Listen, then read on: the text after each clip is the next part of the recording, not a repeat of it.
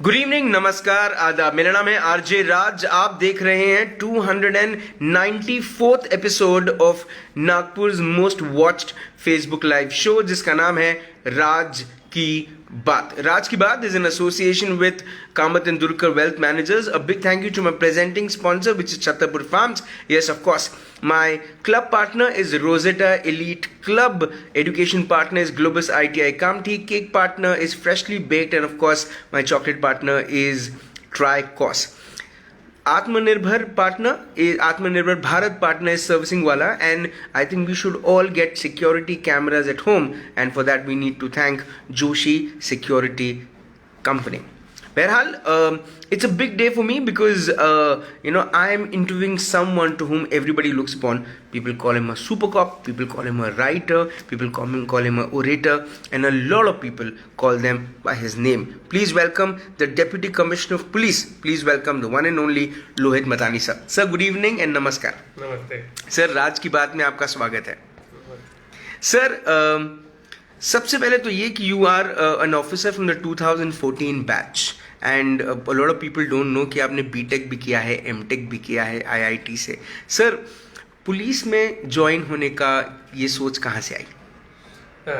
तो मैं पहले बता दूं, मेरा जो एजुकेशनल बैकग्राउंड है वो बीटेक और एमटेक डुअल डिग्री है, जो 5 साल की रहती है। ये Indian institute of technology Banaras Hindu university से है जी।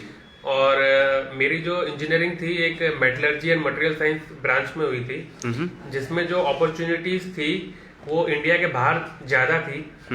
और मैं पहले, मेरी सोच थी कि अपने ही ब्रांच का काम करूं, लेकिन प्री फाइनल ईयर तक आते आते मुझे ये रियलाइज हुआ कि अगर मैं इसी चीज को आगे लेके जाऊंगा तो कहीं ना कहीं मुझे अपने देश से दूर रहना पड़ेगा।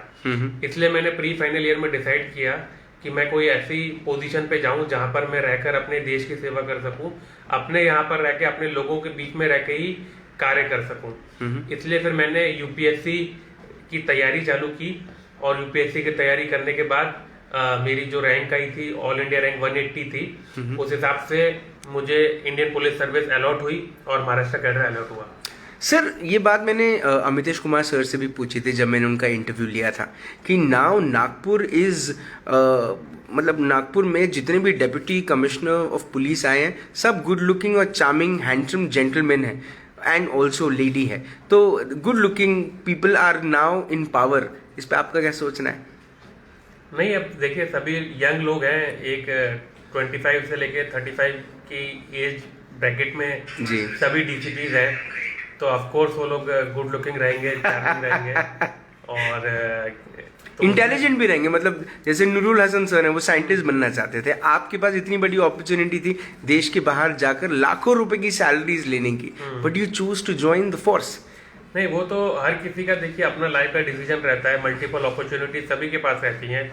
कोई साइंटिस्ट बनना प्रेफर करता है, कोई पुलिस में आना प्रेफर करता है, कोई पॉलिटिक्स में जाना प्रेफर करता है। ये एक टाइम पे डिसीजन लेना पड़ता है और एक पाथ चूज करना पड़ता है, क्योंकि अगर मल्टीपल पाथ पे अगर हम लोग पैर रखेंगे तो कहीं भी नहीं पहुंच पाएंगे। तो इसलिए हमने ये पाथ चूज किया है। सर, इसके पहले आपने जब आपके जो भी ट्रांसफर्स हुए उसमें सर एक चीज को लेके शहर आपसे काफ़ी प्रभावित रहा, वो अमरावती रहे जहाँ भी आपकी पोस्टिंग हुई, वहाँ पर लोग आपके काम से बड़े प्रभावित रहे। उन लोगों का ऐसा मानना रहा है कि लोहित मतानी सर जितने अच्छे प्रवक्ता हैं उतने ही अच्छे रक्षक भी हैं। सर, क्या फिलॉसफी अप्लाई करते हैं when it comes to policing? देखिए, मेरा ये मानना है कि जब हम लोग पुलिसिंग करते हैं तो पुलिसिंग हम लोग पब्लिक के लिए करते हैं। हर ऑर्गेनाइजेशन का एक हायरार्की होती है जहाँ पर हम लोग अपने सीनियर को रिपोर्ट करते हैं, सीनियर उनके सीनियर को रिपोर्ट करते हैं। लेकिन पुलिसिंग में एक अलग ही चीज है जिसमें हम लोग अपने सीनियर को तो रिपोर्ट करते ही करते हैं, लेकिन हम लोग पब्लिक को डायरेक्ट ही रिपोर्ट कर देते हैं। मतलब मान लीजिए कोई घटना होती है, कहीं पे क्राइम बढ़ रहा है, कहीं पे इलीगल एक्टिविटीज बढ़ रही हैं, तो हम लोग अपने वरिष्ठ अधिकारी को तो जवाब देते ही देते हैं, लेकिन हम लोग को उसी समय पर पब्लिक को भी जवाब देना पड़ता है। और कहीं ना कहीं हमारी जो जवाबदेही है वो पब्लिक की तरफ ज्यादा हो जाती है। तो ये एक अलग ही एक एक्सपीरियंस रहता है पुलिसिंग में। और मेरा यही फिलॉसफी रही है कि भाई अपने वरिष्ठ अधिकारी को तो हम लोग को जवाब देना ही है, लेकिन उससे ज्यादा जवाब हमको वहाँ की पब्लिक को देना है, और उससे ज्यादा इंटरेक्शन हमें वहाँ की पब्लिक को करना है। अगर कहीं ना कहीं अगर हम लोग अपने एरिया की पब्लिक को खुश रख रहे हैं तो हमें लगता है कि हम अपने जॉब में सक्सेसफुल हैं। तो मैं जहां पर भी गया हूँ इससे पहले, चाहे वो साइड पोस्टिंग हो, SRPF हो, चाहे वो फील्ड पोस्टिंग हो, जो लोग को मैं सर्व कर रहा हूँ, मेरा ये एम रहा है कि मैं उनकी प्रति मैं जवाबदेही रहूं। जैसे कि नागपुर में तो आपने देखा होगा, लेकिन अमरावती में मैं SRPF में था। SRPF में सबसे बड़ा इशू था, साल में 350 में से 250 दिन वहाँ के कर्मचारी आउट ड्यूटी में रहते थे और वहाँ के जो फैमिलीज थी वो अकेली रहती थी। तो उनके बहुत से ग्रीवेंसेस थे, तो मैं बहुत सारे उनके ग्रीवेंसेस खुद ही सुनता था।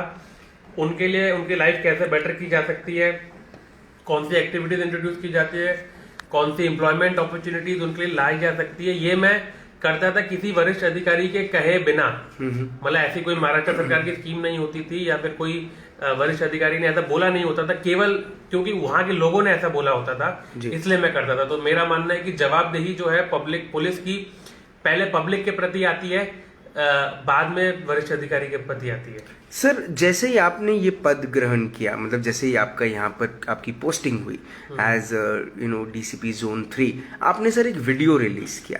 वो वीडियो में आपने बिल्कुल साफ तौर पर लोगों से ये आह्वान किया कि people can directly approach you, आपके दरवाजे खुले हैं, लोगों को कोई दिक्कत नहीं जाएगी, लोग सीधा आकर अपनी तकलीफ आपको बता सकते हैं। बिल्कुल ज्वाइन करते ही आपने ये चीज़ किया। सर, क्या उद्देश्य था उसके पीछे?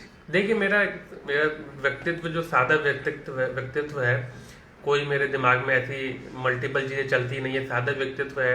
और मुझे लगता है कि अगर मैं किसी एरिया में ड्यूटी है तो पब्लिक में कोई फ्रीली कॉल कर सके, फ्रीली बता सके। कम से कम हम लोग उनकी बात को अगर सॉल्व नहीं कर सकते सभी बातों को, तो एटलीस्ट सुन तो सकते हैं जी। और 95% ऑफ द पब्लिक जो होती है वो वेल मैनर्ड होती है, एक अच्छे स्वभाव वाली होती है। वो कोई भी पुलिस से कभी भी कोई बदतमीजी से बात नहीं करती, सर कह के बात करती है, शिष्टाचार से बात करती है। तो मेरा मानना है कि हमारे दरवाजे उनके लिए खुले रहने चाहिए, वो हमें बताएं जो भी प्रॉब्लम है। बहुत सी प्रॉब्लम ऐसी होती है पुलिस सॉल्व नहीं कर सकती, लेकिन गाइडेंस तो दे सकती है, उनको सही रास्ता तो दिखा सकती है। तो वही मेरी कोशिश रहती है कि लोग अप्रोच करें।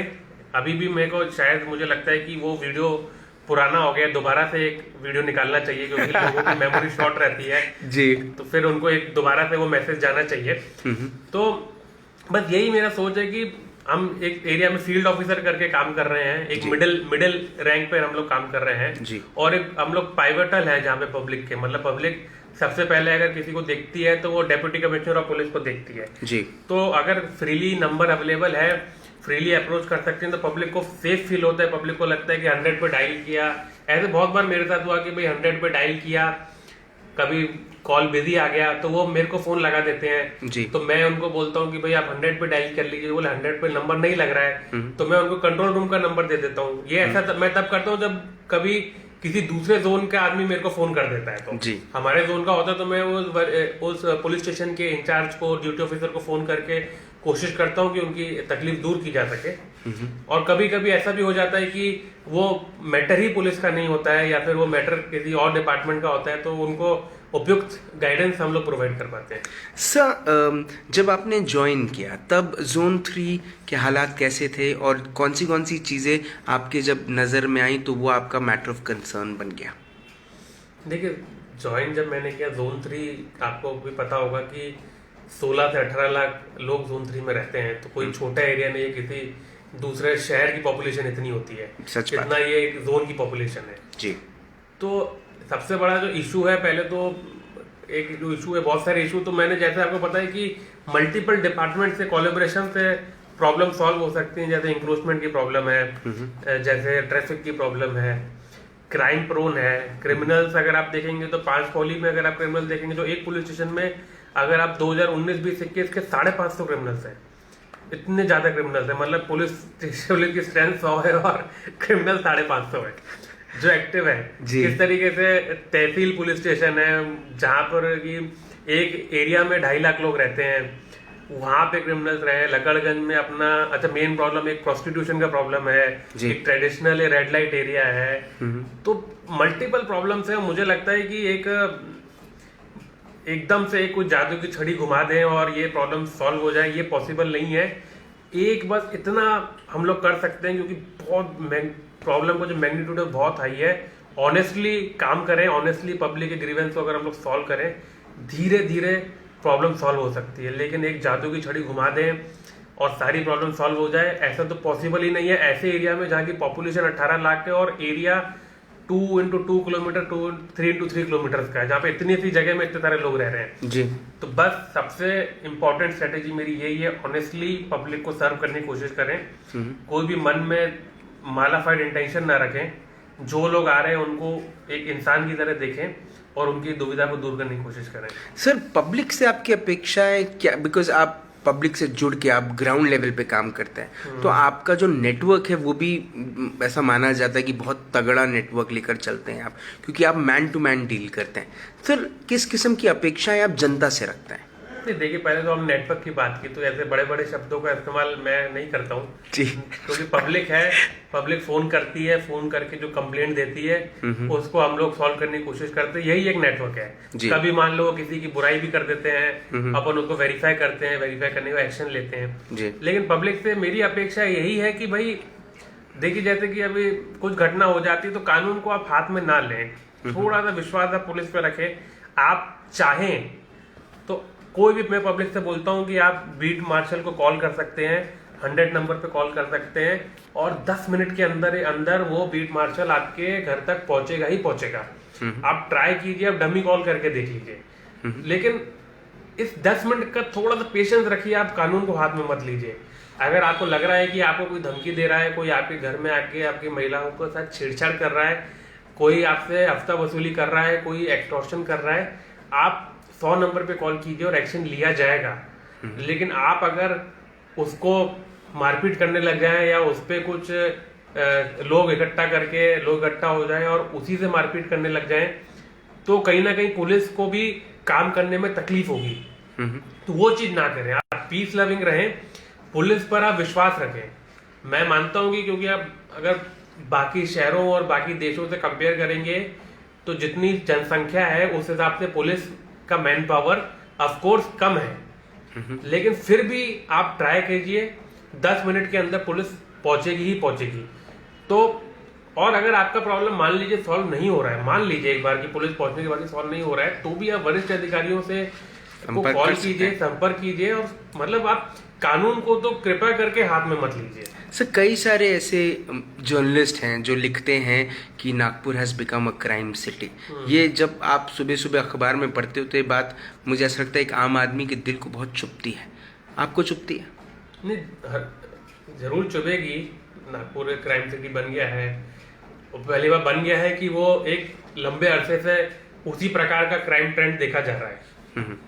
मतलब बन गया है कि मतलब ये नहीं है कि 2020 में ही बना है या 2021 में ही बना है जी। एक एवरेज ट्रेंड देखा जा रहा है और सही भी है, ऐसा कुछ गलत नहीं बोल रहे हैं, क्योंकि कंसिडरिंग द पॉपुलेशन 26 लाख जो पॉपुलेशन 2011 में थी, अभी शायद बढ़ के 30 लाख हो गई होगी और उसके अकॉर्डिंग जो मर्डर्स है जी, वो सही भी है कि ज्यादा है, लेकिन ये आज नहीं हुआ है। ये बात हमको समझने की कोशिश करनी पड़ेगी। ये ऐसा नहीं हुआ है कि 2020 में 100 मर्डर हुए थे और 2019 में 50 मर्डर हुए थे या बॉडी ऑफेंसेस बढ़ गए हैं। तो ये एक लंबे से चलता आ रहा है और इसको टैकल करने के लिए पुलिस फोर्स दिन रात काम कर रही है। क्या सर मीडिया ने भी जो जैसे सर आपने मुझे टोका कि मैं नेटवर्क शब्द का मैंने इस्तेमाल किया, क्या मीडिया के बाकी लोगों ने भी शब्दों का सही उच्चारण सही जगह करना चाहिए? आपको ऐसा लगता है जब वो एक छोटे से गुंडे को एक गैंगस्टर दिखा के पेश कर देते हैं? या देखिए, अभी तो मीडिया अपना काम कर रही है और पुलिस अपना काम कर रही है। अब मीडिया का तो जो रोल है कि हर चीज को सेंसेशनलाइज जब तक नहीं करेंगे तो लोग भी वो न्यूज नहीं पढ़ते और लोग भी उस न्यूज आर्टिकल को या इलेक्ट्रॉनिक मीडिया में जो न्यूज आ रही है वो देखते नहीं है। कारण है कि लोगों की मेंटेलिटी भी वैसे ही हो गई है। सादी न्यूज आज कोई नहीं देखना चाहता। डीडी न्यूज पे अगर कोई सादी तरीके से न्यूज बोल रहा है तो वो लोग नहीं देखते, और किसी दूसरे चैनल पर कोई उसको सेंसेशनलाइज करके और वो वीडियो को थोड़ा दिखा के, थोड़ा सा वायलेंस दिखा के, तो लोगों को वो पसंद आता है। तो उसी प्रकार से मीडिया भी हर चीज को सेंसेशनलाइज करना चाह रही है। कुछ घटनाएं जिनको मैं एग्जांपल, एक घटना स्पेसिफिक तो नहीं बताऊंगा, लेकिन कोई घटना हो जाती तो मीडिया का भी ऐसा एक आउटलुक हो जाता है कि भाई इसमें कुछ हमको सेंसेशनलाइज मिल जाए या कुछ हमको इसमें पुलिस की गलती मिल जाए या कुछ इसमें पुराना आरोपी मिल जाए तो सेंसेशनलाइज हो जाए जी। तो वो थोड़ा सा दिखाना चाहते हैं अब वो कोई नागपुर की बदनामी नहीं करना चाहते, हर कोई अपना काम करना चाहता है और हर कोई अपने व्यूज बढ़ाना चाहता है। तो जब पब्लिक ही वो देखना चाहती है तो मीडिया भी उसमें क्या कर सकती है? तो पब्लिक ने भी अपनी सोच बदलनी चाहिए, ऐसा आप कह रहे हैं? नहीं, पब्लिक सोच तो नहीं बदल पाएगी, अब जो है तो है, उसमें कुछ नहीं कर सकते। सर, आप एक राइटर भी हैं, आपने 2 किताबें लिखी हैं। सर, क्या उद्देश्य रहा उन किताबों को लिखने का? देखिए, मैं हमेशा से लिखने के लिए तत्पर रहता हूँ। अभी तो नागपुर में आने के बाद मैं नहीं लिख पा रहा हूँ, बट मेरे को एक अच्छा लगता है, जैसे लोगों की किसी को म्यूजिक सुनना अच्छा लगता है, किसी को डांस करना अच्छा लगता है, किसी को स्पोर्ट्स में इंटरेस्ट रहता है, तो मुझे हमेशा से किताब लिखने में और पढ़ने में इंटरेस्ट रहा है। जी। तो मैं हमेशा से ये कोशिश करता हूँ कि मैं वक्त निकालूं और अपने ज्ञान को कागजों पर लिख सकूं। और जब मैंने यूपीएससी क्वालिफाई किया तो मुझे ये लगा कि जो मैंने पढ़ाई की है वो नॉलेज मैं दूसरों को भी दूं, और वो दूसरों तक पहुंचाने का सबसे अच्छा माध्यम मुझे लिखना और किताबों को लिखना लगा। तो तभी से मैं कोशिश करता हूँ कि चीज़ों को मैं शब्दों में उतार सकूं और लोगों तक पहुंचा सकूं। सर, एक जितने भी हिस्ट्री शीटर्स रहे हैं, मैं उनके तरफ से बात नहीं कर रहा बिल्कुल भी, लेकिन ये सवाल किसी ने पूछा तो मैं आप तक ज़रूर आपका पॉइंट ऑफ व्यू चाहूँगा उस पर, कि कई सारे ऐसे लोग हैं जो क्राइम का रास्ता छोड़ चुके हैं। अब वो ये सब चीज़ों से दूर रहकर अपनी ज़िंदगी को नॉर्मलाइज करना चाहते हैं, लेकिन फिर भी कई बार उठाने के चक्कर में पुलिस उनको भी उठा लेती है। उस बात को लेके वो अपने आप को बड़ा दुर्भाग्य मानते हैं। आपका क्या सोचना है? देखिए, हिस्ट्री शीटर्स हैं। अब किसी ने, जो मैं आपको एकदम बेसिक बात बताता हूँ, पुलिसिंग जो एकदम झोपड़पट्टी में जाके जो की जाती है ना, उनको ये बात समझ में आती है जी। और शायद जो लोग अपने इसी कमरे में बैठे वो बात को नहीं समझ पाएंगे। क्या रहता है कि मान लीजिए किसी आदमी ने 2010 में मर्डर किया है या 2000 में मर्डर किया है, तो वो उस झुग्गी झोपड़ी में रहता है, भले ही वो कुछ ना कर रहा हो, लेकिन उसका एक दबदबा रहता है जी। एक उसका ये डर रहता है कि भाई ये आदमी ने मर्डर किया हुआ है जी, तो ये आदमी दोबारा भी किसी का मर्डर कर सकता है जी। और उसके अंदर भी एक अंदर का कॉन्फिडेंस रहता है जी। कि भाई मैं देख लूंगा, कोई आता है तो मैं देख लूंगा, मैं कोई आता है अगर जी, तो मैं करता हूँ जो भी कार्रवाई मेरे को करनी है ना। तो ऐसे में अगर वो छोटी मोटी, मान लीजिए किसी प्रॉपर्टी मैटर में वो सादी बात भी कर रहा है कि भाई तुमने इस जगह पे क्यों बनाया अपना प्लॉट, बाजू में मेरा प्लॉट है या बाजू में किसी तीसरे का प्लॉट है, कोई रिश्तेदार का प्लॉट है, उस चीज को अलग तरीके से देखा जाता है जी। और ये लोग मर्डर ना भी कर रहे हो तो मर्डर के कॉन्स्पिरेसी में, मर्डर के प्लानिंग का पार्ट बन सकते हैं। तो ये बहुत ही सोशियो इकोनॉमिक इशू है और हम लोग को सेफ साइड पे काम करना पड़ता है। जैसे आपने देखा होगा कि अभी शांति नगर में मर्डर हुआ था तो उसमें 3 लोग उसमें इन्वॉल्व थे पहले के, जो उनके 2010 में गुने थे। अब 2010 के बाद उनके ऊपर कोई गुने नहीं थे जी। तो अगर इन मर्डर से पहले अगर हम उन पर कार्रवाई करते तो यही बोलते कि भाई हम तो 10 साल से कुछ नहीं कर रहे हैं, लेकिन वो चीज हो गई। ये एक सेफ साइड पे अपने को देखना पड़ता है। हाँ, कोई लोग अपना इलाका छोड़ के चले गए हैं, कोई बाहर रह रहे हैं, वो एक डिफरेंट बात है जी। लेकिन ये थोड़ा सा कॉन्फिडेंशियल रिपोर्ट अपने को निकालनी पड़ती है और हमको एक आगे बढ़कर एक्शन करना पड़ता है। सर, व्हाइट कॉलर क्राइम दिन पे दिन बढ़ता जा रहा है। इस किस्म के क्राइम्स को लेके पुलिस भी अपने आप को दिन पे दिन तैयार करते जा रही है। क्या सर ये white collar crimes are more dangerous than the black ones? नहीं, ब्लैक क्राइम्स ही ज्यादा डेंजरस है। Murder, attempt to murder, rape, ये सोसाइटी के सबसे बड़े क्राइम है। व्हाइट कॉलर क्राइम तो चलिए इकोनॉमिक ऑफेंसेस होते हैं, चीटिंग के ऑफेंसेस होते हैं, इसमें 7 साल से उससे कम की सजा होती है। लेकिन आज की डेट में अगर आप देखेंगे साइबर क्राइम और इकोनॉमिक ऑफेंसेस, इनका जो रेट है वो बॉडी ऑफेंसेस से भी ज्यादा बढ़ गया है। जितने बॉडी ऑफेंसेस होते हैं उतने ही साइबर क्राइम हो रहे हैं जी। तो डेंजरस तो नहीं है, लेकिन ये जनमानस को अफेक्ट कर रहे हैं। Murder, attempt to murder, rape से मेरा मतलब है कि ब्रूटल रेप, ये क्राइम्स ज्यादा स्लम एरियाज में होते हैं, ज्यादा उन लोगों के बीच में होते हैं, उन लोगों को अफेक्ट करते हैं जो लॉ अबाइडिंग नहीं है। लेकिन जो साइबर क्राइम है और इकोनॉमिक ऑफेंसेस है, ये कॉमन मैन को अफेक्ट करते हैं, इसलिए ये ज्यादा डेंजरस है। सर, आपने जो आजकल सोशल नेटवर्किंग को लेकर, सर एक आपका मैंने एक यूट्यूब पे एक इंटरव्यू है जहाँ पर कहीं ना कहीं आपने एक खेद जताया है कि बहुत सारे क्राइम्स जो हैं वो कहीं ना कहीं सोशल नेटवर्किंग का भी उस पर एक इम्प्रेशन होता है। क्या सर आप अभी भी वही मानते हैं? क्या आपका यही सोचना है कि सोशल नेटवर्किंग साइट की वजह से होता है क्राइम? जी, सोशल नेटवर्किंग साइट की वजह से क्राइम नहीं होता है, लेकिन कुछ एक्टिविटीज हैं जो सोशल नेटवर्क, मैंने वो आतंकवाद के रेफरेंस में बोला था कि क्राइम एक जगह पर होता है, लेकिन वो सोशल मीडिया पे जो उसकी वीडियोस जाते हैं, जो उसकी फोटोज जाती हैं, वो फियर पूरे इंडिया में क्रिएट करते हैं। जी, फॉर एग्जाम्पल अगर आप आतंकवाद की बात ना भी करें, नॉर्मल मर्डर की बात करें, तो जो अगर नागपुर के एक एरिया में अगर मर्डर होता है, लेकिन उसके जो इमेजेस जाते हैं, उसके जो वीडियोस जाते हैं, वो घर घर में एक डर का माहौल पैदा करते हैं। तो वो काम सोशल मीडिया का है आज की डेट में, और उसमें बहुत सारे फेक वीडियोस भी आ जाते हैं, कभी पुराने वीडियोस भी आ जाते हैं, कभी चीजों को रिपीट करके दिखाया जाता है। तो जो एक शांत जगह में रह रहा है, एक सुरक्षित जगह में रह रहा है, उसको भी फियर लगता है रहने में। और अगर इंसान को फियर में रहना ही है तो पुलिस का रोल कुछ रह ही नहीं जाता। पुलिस का काम ही ये है कि आदमी अपने आप को सुरक्षित फील करे, और आदमी अपने आसपास नहीं देखता कि भाई ये एरिया सुरक्षित है, वो मोबाइल में देखता है कि मेरा एरिया सुरक्षित है या नहीं है, तो उसके अंदर वो डर उत्पन्न होता है। वो एक उसका नेगेटिव चीज है। सर एक चीज जो हाल ही में शुरू हुई और वो एक बहुत अलग लेन पकड़ रही है, और वो है थ्रेट की, वो है ब्लैकमेलिंग की, जहाँ पर आपके पास अंडर में भी 6 बड़े पुलिस स्टेशन हैं, और इन पुलिस स्टेशन के अंदर की जो आबादी है वो भी बहुत बड़ी है। क्या सर महिलाओं पर होने वाले इस किस्म के अत्याचार या इस किस्म की जो चीज़ें होती हैं, can they come and report to you directly? जरूर रिपोर्ट कर सकते हैं, मेरे को भी कर सकते हैं, पुलिस स्टेशन में भी कर सकते हैं, 100 नंबर पे भी कर सकते हैं। और महिलाओं के खिलाफ जो गुने होते हैं उसमें पुलिस एकदम तत्पर रहती है, और उसको सॉल्व करने के लिए एकदम ऑन द टोज रहती है। हाँ, ये बात अलग है कि पब्लिक की बहुत सारी ग्रीवेंसेस पुलिस के साथ रह जाती हैं, लेकिन फिर भी पुलिस तत्पर रहती है। ये नहीं बोलूंगा कि पुलिस का काम 100% एफिशिएंट होता है, लेकिन पुलिस की जो नीयत होती है वो 100% करेक्ट रहती है, और महिला के खिलाफ जो गुने हो रहे होते हैं उसमें कोशिश करती है कि तुरंत गुना दाखिल हो, और अगर गुना सही है, वेरीफाई होता है, तो तुरंत आरोपी अटक हो और उस पर उपयुक्त कार्रवाई की जाए।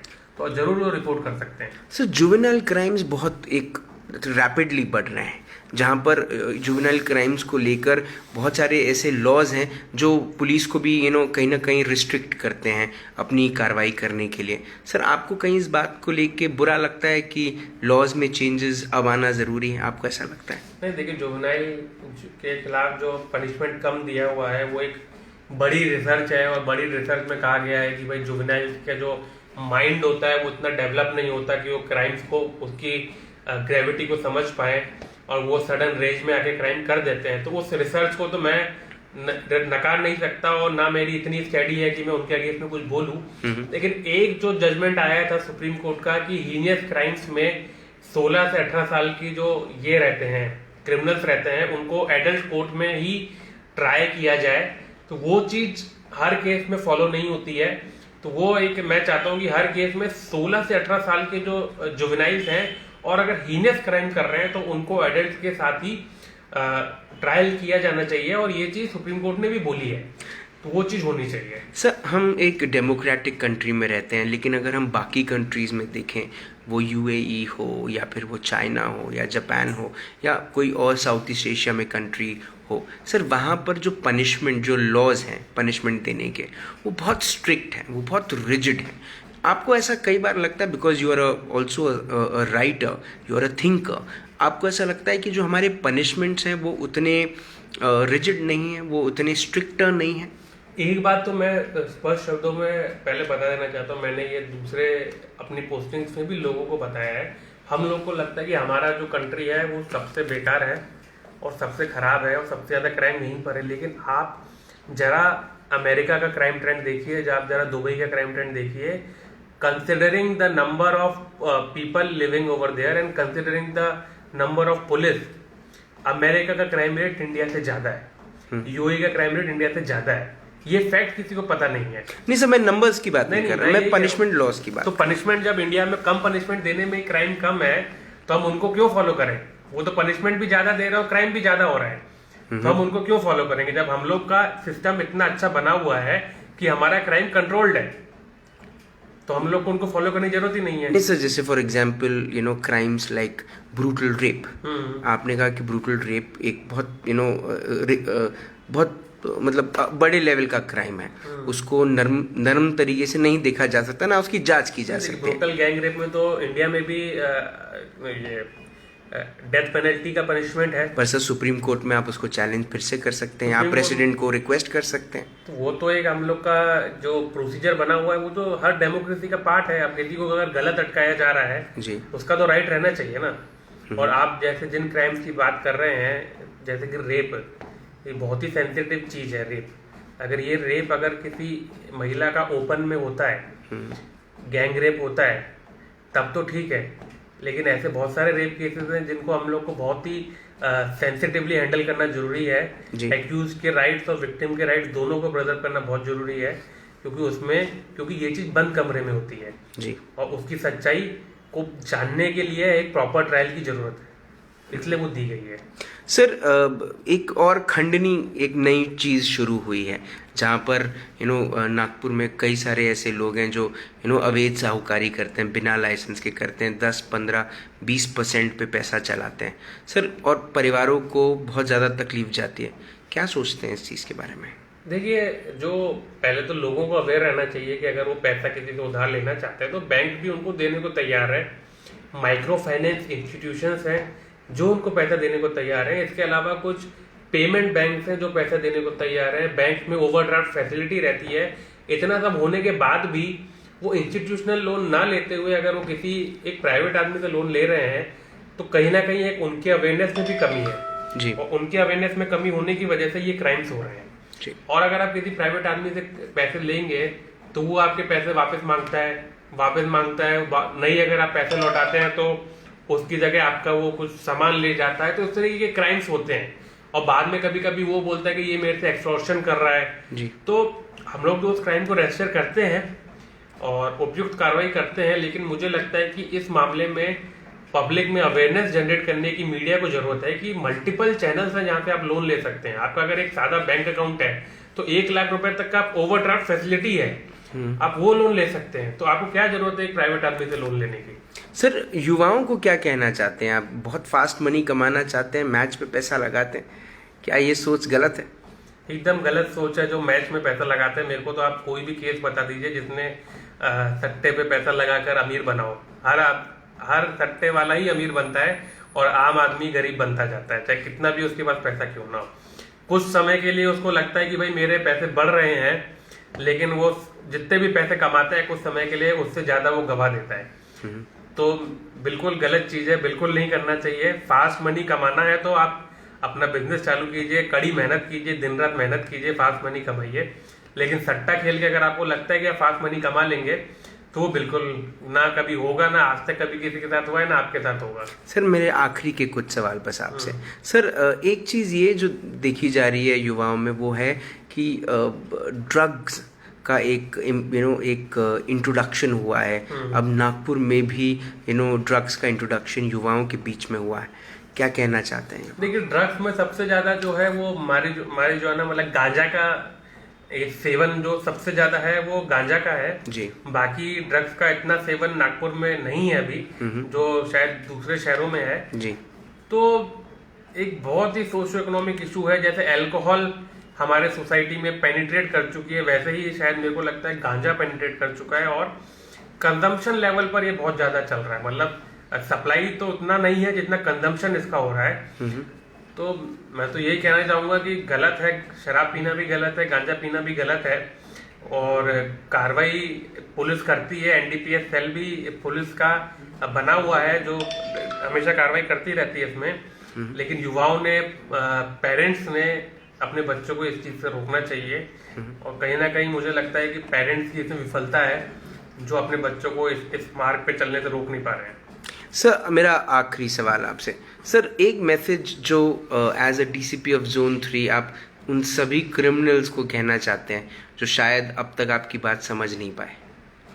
देखिए, मैं आप लोगों को यही मैसेज देना चाहता हूं कि पुलिस आप लोगों के पीछे है। पुलिस आपसे 2 कदम आगे की सोच रखती है आपको अगर लगता है कि अगर आप कोई क्राइम कर कर बच के निकल जाएंगे या फिर आप कोई क्राइम करके एक अच्छा जीवन जी पाएंगे, तो आप ये एकदम गलत सोच है आपकी। पुलिस आपसे 2 कदम आगे की सोच रखती है। आप अगर सोच भी रहे होंगे क्राइम करने का और आप पुलिस को इन्फॉर्मेशन मिलती है तो पुलिस आपको जरूर अटक करेगी। और एक एडवाइस मैं आप लोगों को देना चाहूंगा कि क्राइम की दुनिया से आप लोग बाहर निकलें। बाहर की दुनिया काफी अच्छी है। क्राइम से ना आप अपने जीवन का स्टैंडर्ड बढ़ा पाएंगे, ना अपने परिवार को सुख दे पाएंगे।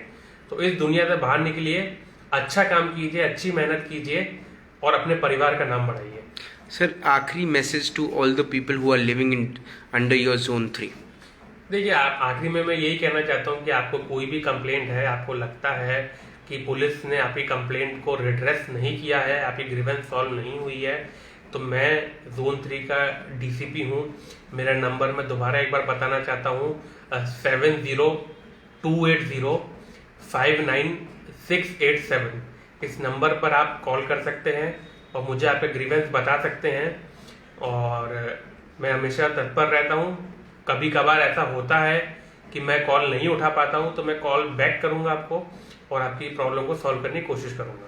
सर, आपने अपना वक्त दिया, आपने हमसे बात करी। आपको अभी भी बहुत सारे कॉल्स आ रहे थे, हम श्योर आपको वापस उनको कॉल्स करना है, लेकिन आपने जिस तरह से चीज़ें समझाई, मुझे ऐसा लगता है कि आने वाले दिनों में जोन 3 में, और सिर्फ जोन 3 नहीं, नागपुर शहर में जितने क्रिमिनल्स हैं वो आपकी बात समझ जाएंगे। आपने अपना वक्त दिया, उसके लिए बहुत बहुत धन्यवाद। एक बात जो सीधी सीधी लगी जो मुझे आज लोहित मतानी सर से बात करके, वो है कि ज़िंदगी बहुत सीधी है, उसको सीधे तरीके से ही जीना चाहिए। और ये बात अगर क्रिमिनल समझ जाएं तो मुझे ऐसा लगता है कि क्राइम रिपोर्टर्स के पास काम नहीं रहेगा, वो शायद कुछ अच्छा लिखेंगे और इस शहर को क्राइम सिटी नहीं दिखाएंगे। Let's make this city beautiful, let's make this city green, let's save Ajni one end of course let's make this city beautiful. कल शाम को 5 बजे फिर होगी मुलाकात इन राज की बात। तब तक आप अपना ध्यान रखें, सुरक्षित रहें, स्वच्छ रहें, स्वस्थ रहें, मस्त रहें, सिक्योर्ड फील करें। नागपुर पुलिस आपके साथ है। जिंदा रहें। जय हिंद।